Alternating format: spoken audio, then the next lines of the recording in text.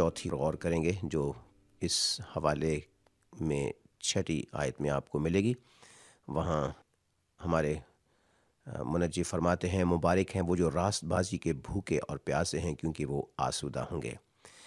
اس مبارک بادی میں بھی یا اس خوبی میں بھی پہلے یا گزشتہ جو مبارک بادیاں ہیں جن پر ہم غور کر چکے ہیں، ایک فرض ہے اور ایک اجر ہے۔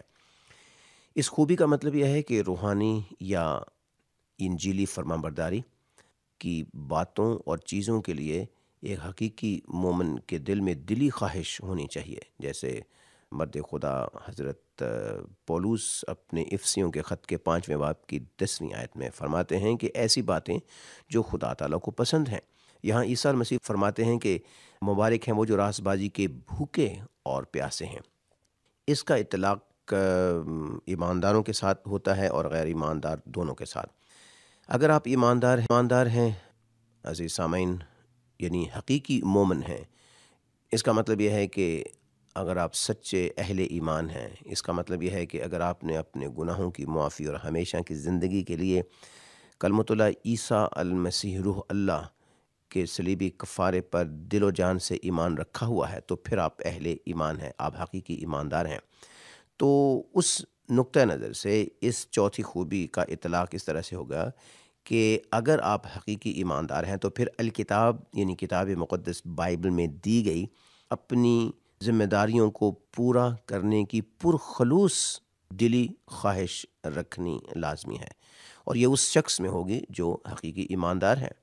عیسیٰ المسیح فرماتے ہیں کہ مبارک ہیں وہ، یعنی خوش نصیب وہ ہیں جو راست بازی کے بھوکے اور پیاسے ہیں۔ راست بازی کی بھوک اور پیاس کا مطلب یہ ہے کہ خدا تعالیٰ نے جو کچھ اپنے کلام الکتاب کتاب مقدس بائبل میں لکھا ہے، یعنی ہمارے فرائض، ہماری ذمہ داریاں، ان کو پورا کرنے، ان کی پابندی کرنے کی دلی پرخلوص خواہش اپنے دل میں رکھنا۔ اس میں بہت سی باتیں آتی ہیں۔ پہلی تو یہ ہے کہ ایسے مومن کی زندگی میں یہ خواہش ہونی چاہیے، یعنی عبادت گزاری اس کا پہلا فرض ہے، اور اس میں خاص طور پر اتوار کے دن ہم ایمان لوگوں کے ساتھ جمع ہو کر عیسیٰ المسیح کی عبادت کرنا صبح اور شام۔ اور پھر اس کا یہ بھی مطلب ہے کہ روزانہ اپنی زندگی میں علیحدگی اور پوشیدگی میں الکتاب کتاب مقدس بائبل کا مطالعہ کرنا اور خدا تعالیٰ سے دعا کرنا۔ تیسری چیز اس راست بازی میں یہ بھی شامل ہے کہ کتاب مقدس بائبل کے مطابق اپنی عملی زندگی الکتاب کے اصولوں کے مطابق گزارنا، نہ کہ اپنی مرضی یا کسی قسم کے اور دباؤ تلے رہ کر۔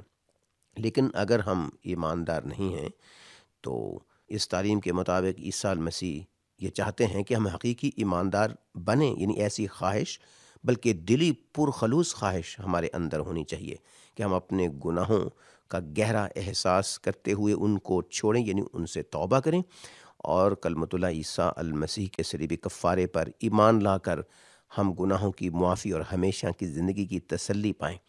یہ ہے مطلب کہ مبارک ہیں وہ، خوشحال وہ ہیں لوگ جو راست بازی کے بھوکے اور پیاسے ہیں، اور پھر اجر ان کے لیے یہ ہے کہ وہ آسودہ ہوں گے۔ آسودہ سے مراد یہ ہے کہ ان کی یہ خواہش پوری کی جائے گی، ان کی ہر ایک روحانی خواہش پوری کی جائے گی۔ خدا تعالیٰ اس زندگی میں بھی کریں گے اور آنے والی زندگی میں بھی ایسے حقیقی ایمانداروں اور اہل ایمان کی ہر ایک روحانی خواہش جو خدا تعالیٰ کی تعریف اور عزت کے لیے ہے اسے وہ پورا کریں گے۔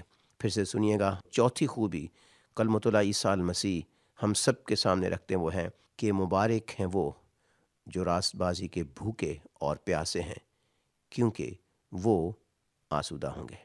اس میں فرض بھی ہے ایک، اور ایک اجر بھی ہے، وعدہ بھی ہے۔ لیکن سوال یہ ہے کہ آپ جو سننے والے ہیں، مرد، عورتیں، جوان، بزرگ، آپ اور میں، ہم سب اپنے آپ سے یہ سوال پوچھیں کہ کیا میں اس خوبی کو اپنی زندگی میں رکھتا ہوں، رکھتی ہوں؟ کیا میں واقعی حقیقی اہل ایمان ہوں؟ کیا میں حقیقی مومن ہوں؟